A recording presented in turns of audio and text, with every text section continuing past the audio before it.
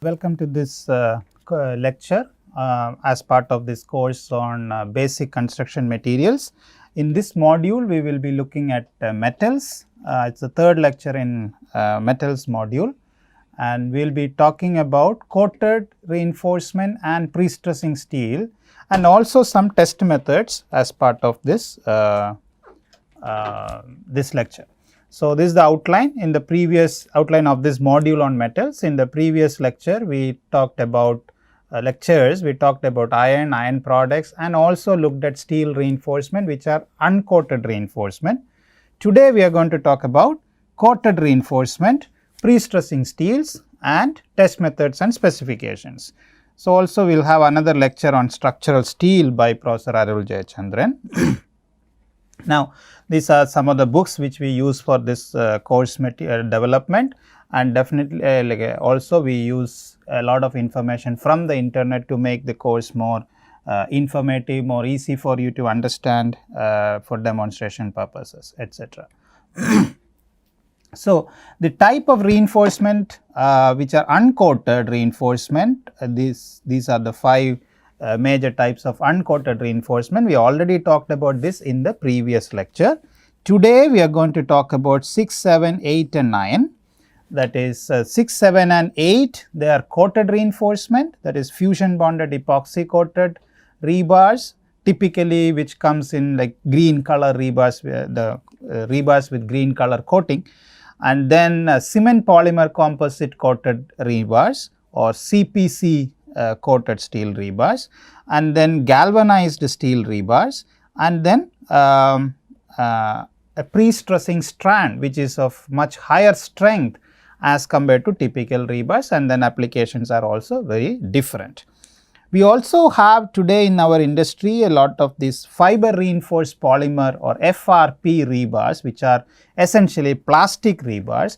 We will not cover that in this particular module, but I just thought of just telling you that there is a material like that or a product like that which is available as a replacement for steel reinforcement. So, it is essentially plastic, so it is lightweight, it is very easy to construct with, essentially a composite material. Okay. Now, fusion bonded epoxy coated rebar, FBE, fusion bonded epoxy coated. So, let us look at what are the protection mechanisms or why we actually use this or this kind of rebar. So, as you can see on the picture, there is a green color coating which is made of epoxy. So, you have this green color coating on the reinforcement. You can see the cross section at the right side, bottom right, where this is the concrete, and so you have the steel reinforcement and then a green color epoxy coating which is covered by the concrete. So, this is the system we are talking about when you put this type of rebar in the concrete.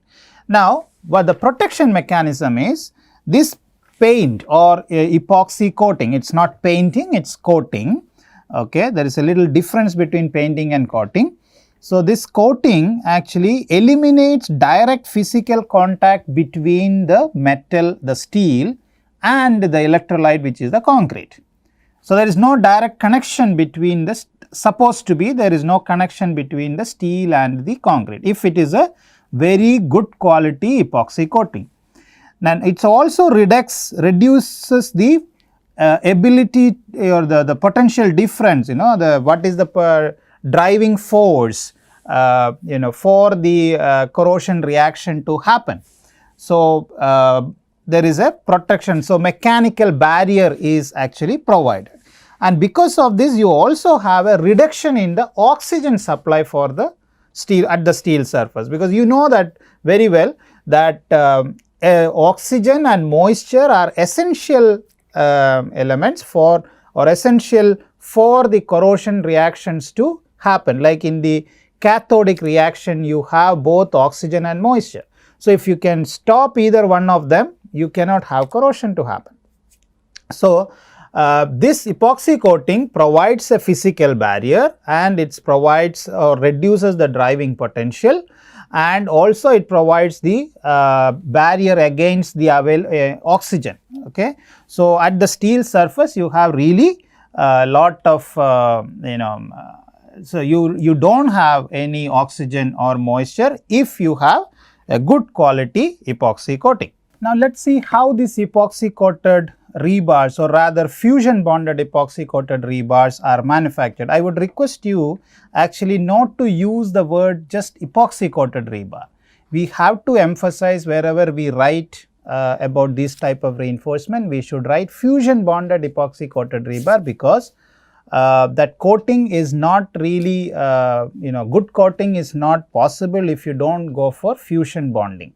Just applying coating on the steel surface doesn't really help in getting a very good contact, or it will be like painting rather than a coating. So let us see how it is manufactured. So as you see on the top left image, you can see a clean rebar is passing or is pushed into a chamber where there is a mist of epoxy, okay, and this rebar is not just clean, but it is also at a higher temperature. So you can see about 220 degrees Celsius. So you have this bars going, hot bars which goes into this chamber. So what will happen if you have a mist of epoxy? They will actually try to fuse and stick to the steel surface. So that's why we call it fusion bonded epoxy coating. So the right picture on the top right, you can see that the bars are coming out. Now they have a coating on the surface. So epoxy resin powder is ionized and attracted or fused to the steel surface by electrostatic forces. Now bottom left picture, you can see once the epoxy coated, this coating happens, still the bar is really hot. So if you don't quench or cool it down, what will happen is the epoxy will start flowing downward around the surface of the rebar. So we quench that steel so that it just gets solidified very fast and prevents the flow of the epoxy around. And then you also have to inspect these bars for holidays or damage. So what are these holidays? The holidays are basically the very small micro pinholes which could be there on the epoxy coating. So if you have these small holes which you may not be able to see with your naked eyes, so you will need other technology or tools to test these holidays, like a brushes are available to which we can use to check whether there is holiday or not. So you check all this, and then if it is all fine, you can use this bar for construction.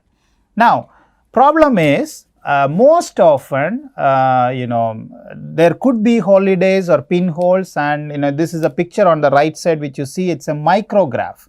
You can imagine this size is the size of this micrograph is only about 1 millimeter. So in 1 millimeter, that small size, you have so many of these black spots which you can see. These are all black spots through which water molecules, oxygen, etc. can penetrate through. So when you see, this is a green surface, so because you look through microscope, that is why it is in a gray scale. But the point is that you can have a lot of these pinholes or holidays on the rebar surface. Okay. So when you have something like this, it's very, very difficult to prevent corrosion. And what type of corrosion? To prevent something called underfilm or crevice corrosion.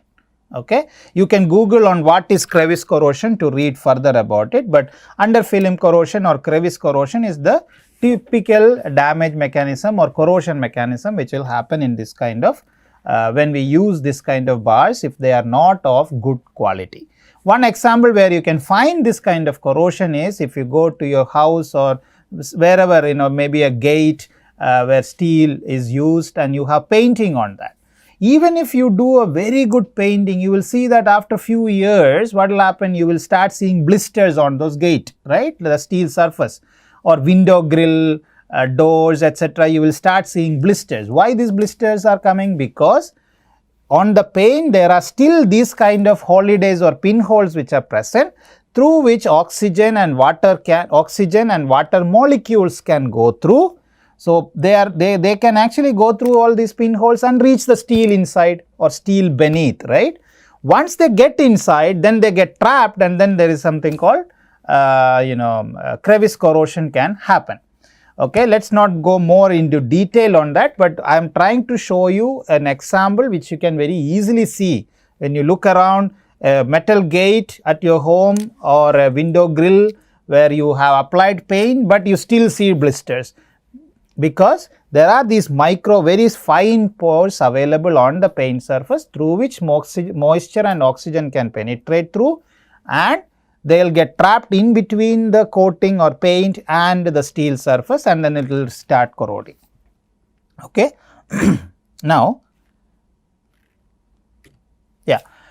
other way of these bars getting damaged, that the pinhole is what I am talking is in the manufacturing facility itself. If the coating process is not done properly, you can have that. But now let's get the bar onto the site, and what do? You will bend this rebars. Okay, ideally speaking, you are not supposed to bend it after applying the epoxy coating.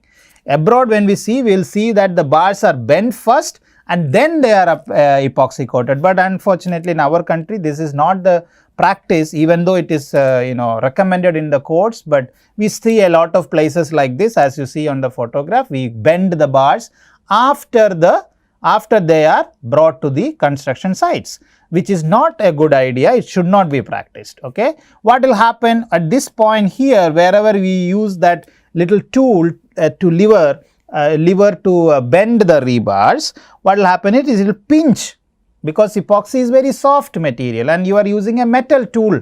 Like this is the metal tool, right? You have a rebar, you can see that lever arm. Okay, so that metal tool is used to bend it. So what will happen, as you see on this picture here, you can see exactly where that person actually holds this lever to bend the bars. You will have pinching. You can see here, pinch, right?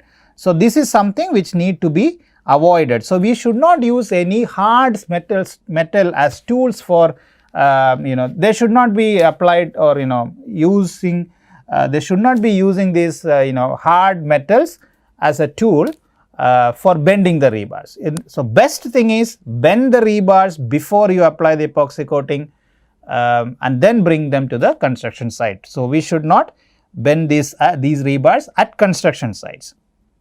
Now that's something, because of cost issues and all that, people are not doing it, but actually we are really harming the rebars. And also, when you expose these rebars at construction site for long period of time, what will happen is the volatile materials on the epoxy, it's essentially a chemical, right? So when it is exposed to sunlight, it will become brittle. Okay. At home also you might see, if you have, let's say plastic, any not typical plastics which you have at home, if you leave it outside for some few months, you will see that they will start becoming brittle, they will deteriorate. Okay, similar thing happens to this epoxy also, they will start becoming brittle. And now if you bend a bar which is having a brittle epoxy, it will crack. So that's what is shown in this red square rectangle there, where you have a cracked epoxy. Okay, so this also will lead to crevice or under film corrosion. So cracking of epoxy is not at all a good idea, whether it is due to mechanical damage or sunlight or whatever be the way, we should not have this, we should not allow this epoxy to crack.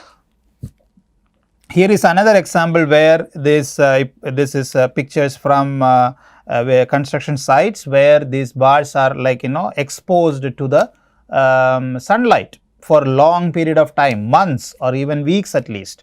So all these will get exposed to the sunlight, and sunlight has UV radiation, and that will actually make this epoxy crack. Okay, that will crack this epoxy coating, and these cracks are not something which you can really see with your naked eyes until it is severely corroded. So I am going to show you some more cases where these bars are exposed, and you can see that there is a lot of these brown lines, brown things which you see on these bars. You see here, it's all very severely damaged, but they are unfortunately being used in our construction. So as a technology, epoxy coating is very good, but it is not being used in a proper manner in our construction site, and most of the sites.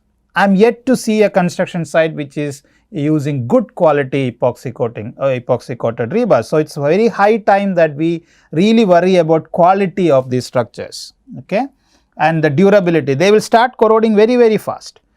Now, this is what happens. You can see I have been talking about this, they are getting cracked because of exposure to sunlight, right. So, in some lab experiments we saw that in very few day 10, like even if you really expose it to sunlight within a month, you will have a lot of cracking on the epoxy. So, this is also a microscopic image or a micrograph which shows that initially there is no cracking, and then after some time you will have a lot of cracks on the, you can see this lot of cracks on this epoxy coating. So, this green color coating which you see, even though you may not see the cracks with your naked eyes, when you look through microscope, you will see that there is a lot of cracks on such rebars, on such coatings when it is exposed to sunlight for a couple of weeks.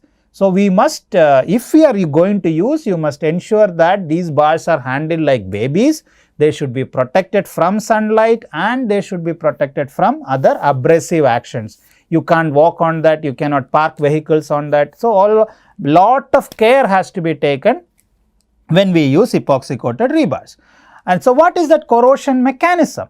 Okay, how they corrode. So, this is some experiments which we did in our lab itself. You can see here by Dr. Deepak Kamte. You can see here this some of the scratches forms or becomes anode, whereas the other scratches become cathode.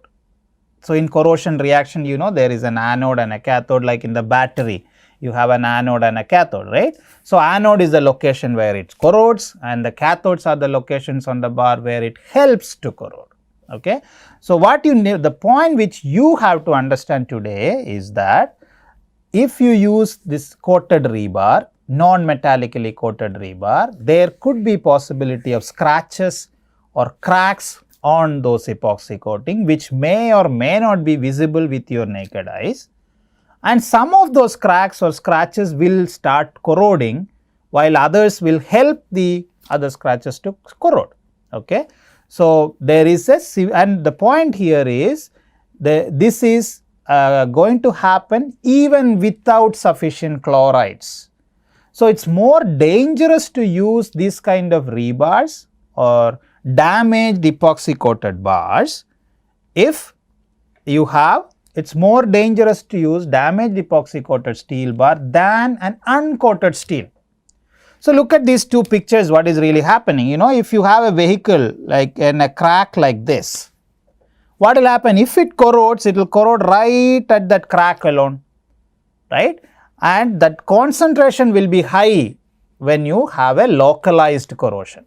So, similar to the picture shown on the right side, where you have that green is the epoxy coating and the red portion is the corrosion products, and so you have a localized corrosion. So, the cross section of the rebar, the remaining area available will be very significantly affected. So, if you have a rebar like this, it will corrode something like this, okay. So, you have a localized corrosion attack. So, if this is the rebar, this is the rebar.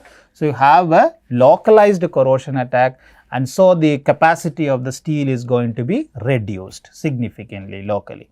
Okay, so some tips is that there are straight and bend rebars, but you should bend the bar before you apply the epoxy coating, and also check for holidays, scratches or cracks, and don't expose them to sunlight, and multiple layers of epoxy coating is possible, and definitely make sure that in your documents you write fusion bonded epoxy coating rather than just epoxy coating. Okay. If you don't do things properly, this is something what is going to happen. This is a picture from a bridge which is about 5-year-old in in Florida, and where they found that in 5 years itself you see how much corrosion is there. So, in fact, there are many places abroad where they have banned the use of epoxy coated rebars, especially in the developed countries, but unfortunately in our country we are still using a lot of these rebars. So, I say that we are not ready to use these bars because we do not have that much quality concern at our construction sites. So, message here is we should not use these bars unless we can ensure that these bars are taken care like babies. Okay. And babies, we make sure that when we go out in sun, they will be protected, and we handle them very carefully, you know, like that. These rebars also need that baby like treatment. Otherwise, they will not perform, they will not have any corrosion resistance, and in fact, their corrosion resistance is going to be poorer than an uncoated reinforcement. So, you don't waste money, because this kind of coated rebars cost about 20 to 30% more money, and if you do that and you don't get the return, then it is of no use, no. So, another type of coating is cement polymer composite or CPC coated rebar. So, you can see there are all again one here is a cleaned surface of the rebar, and then you have a polymer a primer coating, and then on top you have a seal coating. So, it is a double layer system. Okay. Now, how does this one the rust free, or you have to clean the steel surface? We call it sand blasting. What is sand blasting? We take sand and spray the sand onto the steel surface. At construction sites, you can see these things happening. We take the sand and spray it at high speed, very fine sand, and that will clean the steel surface. Okay, if there is any loose particles present or some rust is present, it will clean up all that. So, you get a very clean surface for the item number 2, which is the primer coat to get bonded with the steel. And on top of the primer coat, you apply the seal coat. Then we get this, but all this is done mostly at the construction site itself. Now, you can imagine how difficult it is to keep a steel surface so clean, you know. So, because of that, and also you know, at the site you may not apply this coating on all places, etc. So, because of that, there is a lot of challenges in maintaining quality of these bars. Okay. So, now, so what does it do? What is the protection mechanism? Is this provides an alkaline environment to the steel, because this coat, the material itself which is used, it has cement mix in there. Okay, so it provides a better alkaline environment than the epoxy coated rebar which we talked about. Okay, so because of the alkaline environment, formation of passive film is possible, which is not, or a protective film or the oxide layer of the steel is possible, and also it eliminates direct physical contact between the steel and the concrete, and also there is a reduction. So, it is like a physical barrier, again you have a barrier effect, and but at the same time there is a little bit passive film formation is possible. However, if the item number 1, which is the clean surface, if that is not properly ensured, then the performance is not going to be as you expect. And also, this is a picture from one of the bridge site, where you can see this kind of coating is applied, but there is a lot of places. I put this red rectangles here in the zoomed in photograph, where you can very clearly see that that joints or the intersection between the vertical and horizontal bars are not at all painted. Okay, so when you have these discontinuities in the coating, okay, when you have discontinuities in the coating, you will again there is a possibility of battery to be formed, or corrosion cell can be formed. So, you are actually creating a more vulnerable scenario by inadequately applying the coating. So, any coating, for in a general principle for you to understand, any coating which you provide on a metal surface, it is always better to provide a good coating. If you do not provide a good coating, it is worse than providing no coating. So, if you are providing a coating, make sure it is of good quality, otherwise it is better not to do anything, just leave it uncoated. At least you will not have the concentrated corrosion.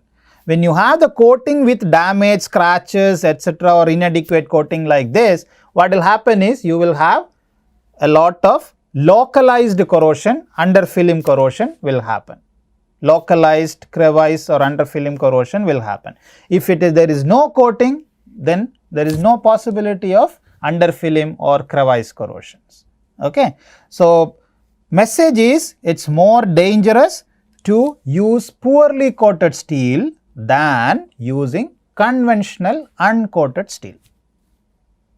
So, do coating if you are able to do a proper coating, otherwise don't use it. Okay.